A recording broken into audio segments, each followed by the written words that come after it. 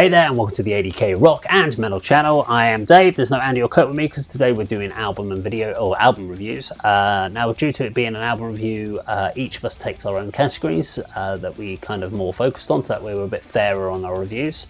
No point me doing a black metal review because you know I'm going to give it a 0 out of 10. So I get the groove, the rock, the alternative, all that sort of stuff comes to me.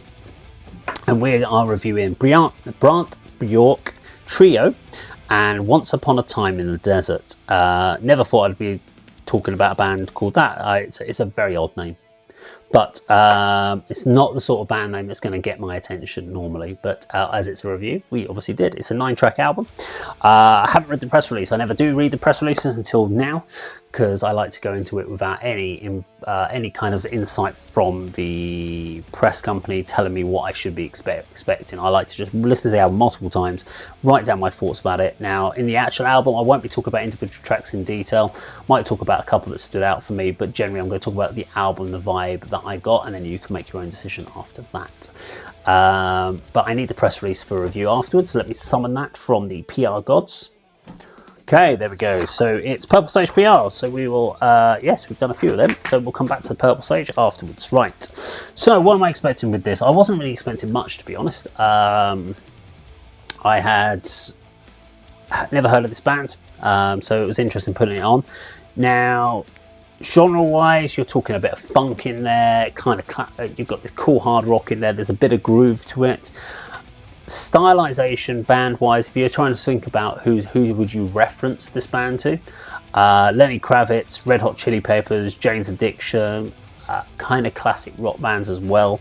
Lenny Kravitz just maybe for the vocal delivery more than anything else.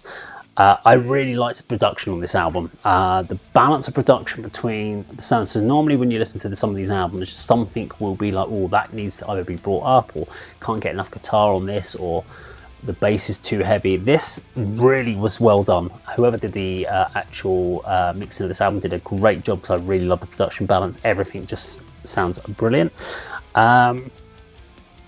It's very much a vibe album. So I didn't really get any tracks that absolutely stood out for me as far as this is a really hooky. And I think this is where potentially could be a problem for this album and this band, is that it feels like there's a bit of a jam vibe to this. A lot of these songs are longer than they need to be. We've got a lot of like 5-6 or so minute songs. They didn't need to necessarily be that long. I'm not saying everything has to be a 3-minute single, but it would be nice occasionally. But what they do is the overall vibe of what I was getting. This is a band that this album makes me want to go and watch these guys live.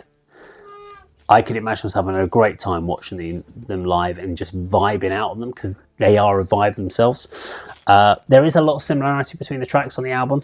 So when you start to talk about these little funk vibes, it seems to go from one to the next. And there was a few times where I went from one track to the next track and just felt like I was in the same song. That makes it harder to listen to an album in one sitting. So if you started at track 1 and listened to track 9, you're going to get lost in the way, and they don't have a natural flow segue to each other. So you do find, in the sense, they don't feel like they're a journey. They just feel like there's a little bit of almost a free-form jam that's gone out of control a little bit.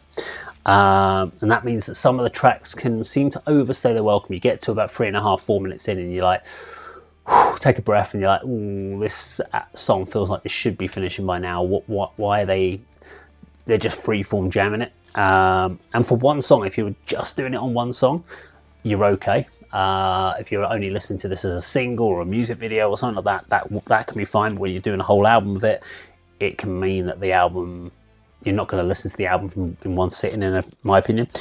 Standout track for me is Sunshine is Making Love to Your Mind. I thought it was a great track off the album, and definitely is going to be put onto a playlist for me. Let's have a look at what the PR company has said. So Purple Sage PR, as I mentioned, and they said, I'm stoked to introduce the new album from Brant Bjork Trio. The project formed by California desert rock pioneers Brant Bjork, who's Kaya's founder and former Fu Manchu, Mario Lalli from Yawning Man, Fatso Jetson and Desert Sessions, alongside Ryan Goots, who's Brant, Bjork, band, and stoner. Their symbiosis is palpable in each song. Their prismatic groove sounds. Oh, that's an interesting. I like that. Prismatic groove sounds. Incredibly organic, while the songwriting and hooks remain the centerpiece of this new record. Once Upon a Time in the Desert is pure, heavy, groove-driven SoCal desert rock and roll. A true masterclass that only these OG players can deliver this summer. Coming to a cinema near you. Nope. Yeah, not too much bullshit in that. I actually think that pretty much sums it up for me. So, oh, I've lost the light in here. What's going on? Where's my light? Okay, I'm going to wrap up the scoring while I've now lost one of my lights in the room. So while I've got that moment, light me up. I'm going to have to lean forward now to make sure I'm lit up because my main light's gone. We score out 4 categories: headliner, main support, opener, and back to the shear. Should have reminded that. Back to rehearsal shear. So what would I put this one? I am going to score this album. It's a tricky one here, but I'm going to put it as main support. Only reason is that I don't think this is going to be for everyone. I think it's a very specific genre. It has potential, but there is a little bit of fill in this album that makes it a bit of a chafe.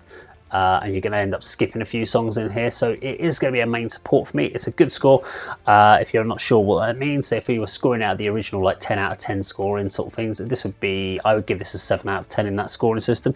But for our scoring system on this channel, if we call this band a main support band. So Brant, Bjork Trio, check it out. It comes out on the 20th of September, and I hope you enjoy it. Now, if you enjoyed this video today, please do like, share, and subscribe, and I'll see you on another video sometime very soon.